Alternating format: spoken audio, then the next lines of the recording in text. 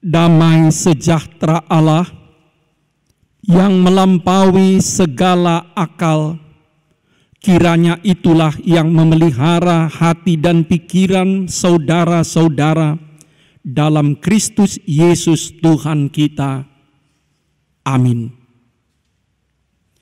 Jemaat Tuhan, khotbah untuk kita semua pada Minggu Eksaudi hari ini diambil dari Injil Matius pasal yang ke-20 ayat 29 sampai 34. Demikian firman Tuhan. Dan ketika Yesus dan murid-muridnya keluar dari Jeriko, orang banyak berbondong-bondong mengikuti dia.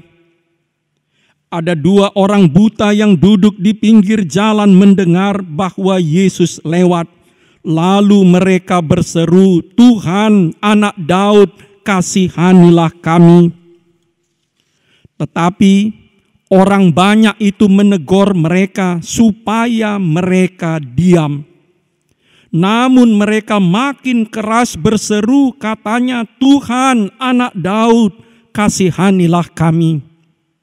Lalu Yesus berhenti dan memanggil mereka. Ia berkata, "Apa yang kamu kehendaki supaya aku perbuat bagimu?"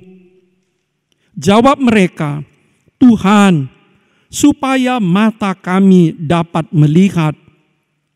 Maka tergeraklah hati Yesus oleh belas kasihan. Lalu ia menjamah mata mereka, dan seketika itu juga mereka melihat, lalu mengikut dia. Sampai demikian. Jemaat Tuhan, cerita ini mungkin sudah sering kita dengar. Ceritanya sangat sederhana. Yesus dan murid-muridnya dan orang banyak mengikut dia berjalan. Ada 2 orang buta duduk di pinggir jalan. Mereka mendengar Yesus lewat. Lantas mereka berteriak, berseru, "Tuhan, Anak Daud, kasihanilah kami." Orang banyak merasa risih, terganggu oleh jeritan seruan orang buta itu. Maka mereka menegur dia. Tapi 2 orang buta itu tidak mau diam, malah berteriak makin keras, "Tuhan, Anak Daud, kasihanilah kami." Dan Yesus berhenti melihat mereka, lantas bertanya, "Apa yang bisa kulakukan untukmu? Apa yang kau inginkan kulakukan untukmu?" Mereka mengatakan, "Kami ingin melihat Tuhan." Lantas Yesus tergerak oleh belas kasihan, kemudian menyembuhkan mata mereka. Dan kedua orang buta itu melihat, lantas mengikut Yesus. Saudara-saudara, cerita ini bisa kita lihat dari 3 perspektif. Pertama, dari perspektif orang buta.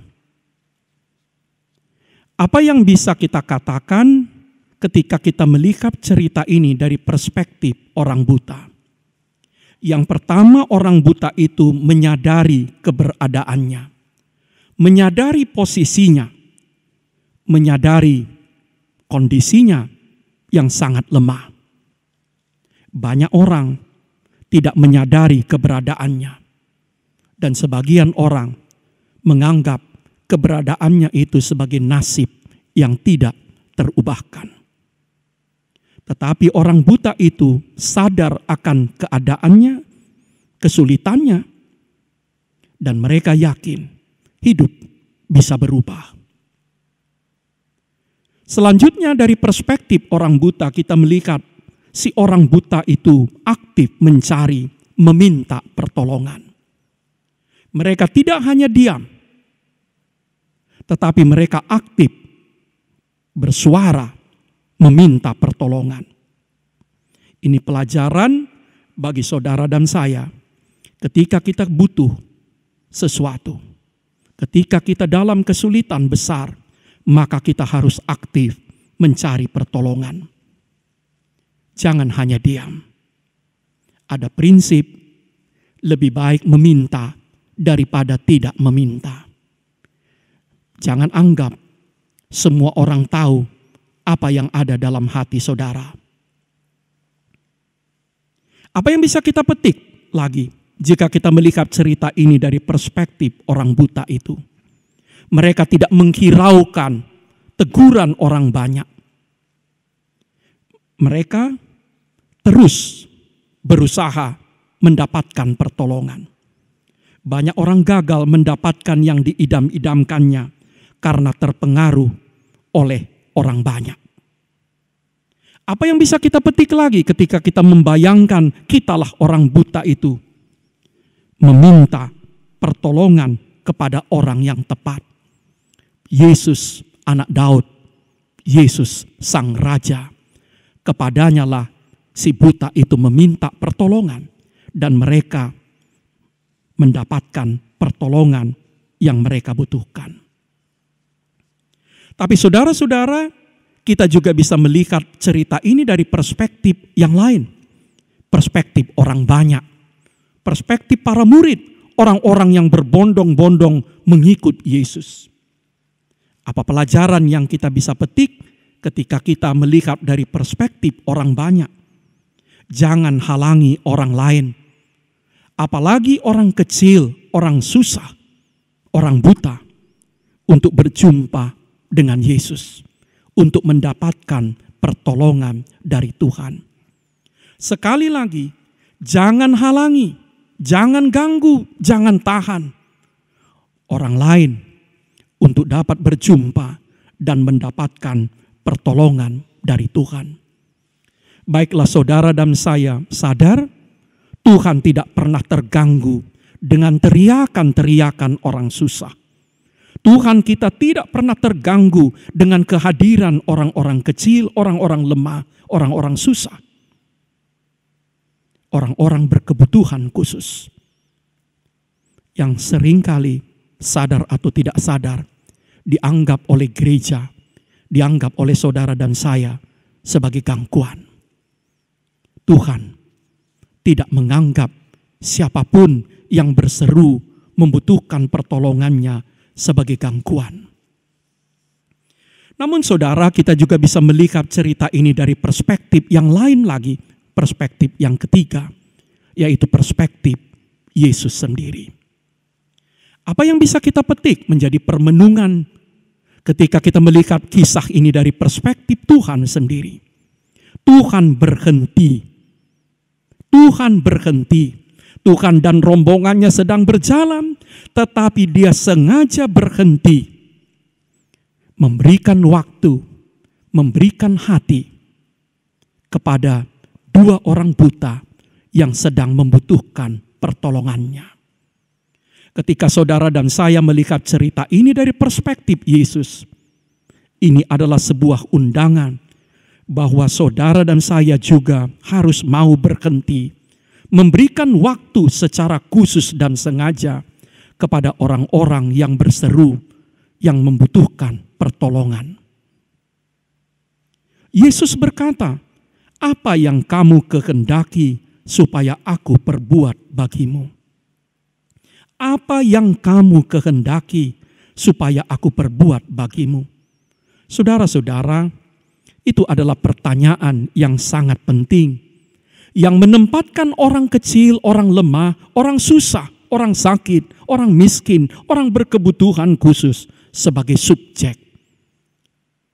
Sebagai orang yang spesial, yang penting. Dengan bahasa sederhana, Yesus berkata, "Apa yang bisa kubantu?" Saudara-saudara, banyak orang, termasuk kita, seringkali merasa sok pintar, merumuskan kebutuhan orang lain, apalagi kebutuhan orang susah, tanpa mau bertanya, menyapa dia. Kita menganggap seolah-olah kitalah yang paling tahu kebutuhan orang lain. Tetapi Yesus mengajak kita untuk bertanya, apa yang bisa aku bantu?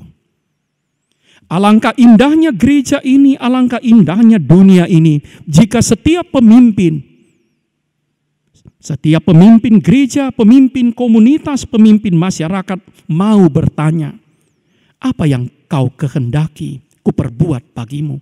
Apa yang bisa ku bantu? Apa yang bisa ku tolong? Pertanyaan Yesus itu menantang kita memposisikan diri sebagai pelayan, sebagai penolong sesama. Sekali lagi, pertanyaan Yesus itu menantang saudara dan saya memposisikan diri sebagai pelayan dan penolong bagi sesama. Apalagi yang bisa kita petik ketika kita melihat cerita ini dari perspektif Yesus. Yesus memberi orang buta itu apa yang mereka paling butuhkan. Apa yang paling mereka butuhkan dapat melihat. Mungkin saudara dan saya tidak mampu membuat orang buta melihat, orang tuli mendengar. Tetapi kita dapat tetap bertanya, apa yang ada padaku yang bisa menolongmu, membantumu.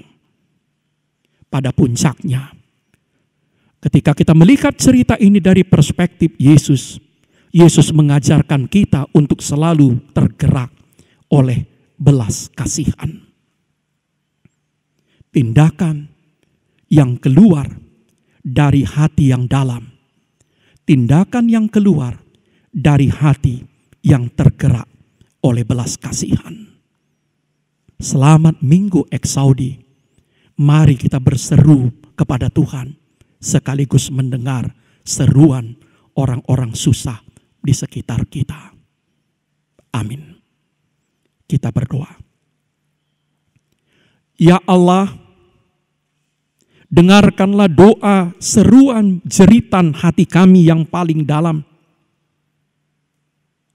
Kami sangat membutuhkan Engkau. Kepadamulah kami memohonkan pertolongan. Ya Kristus, anak Daud, kasihanilah kami. Ya Allah, berilah kepada kami Roh-Mu yang kudus, supaya kami tidak menghalangi orang-orang lain datang dan berseru kepadamu. Tapi sebaliknya, kami mau memfasilitasi supaya orang lain juga dapat berseru, berjumpa, dan mendapatkan pertolongan-Mu. Namun lebih dari itu, ya Kristus, ajarlah kami mengikut Engkau, supaya kami mau berhenti, membuka mata, telinga, dan hati kami kepada orang-orang yang membutuhkan pertolongan. Bantu kami memposisikan diri kami sebagai pelayan dan penolong dari sesama kami. Dan biarlah hati kami selalu tergerak oleh belas kasihan, sama seperti Kristus Tuhan kami. Amin.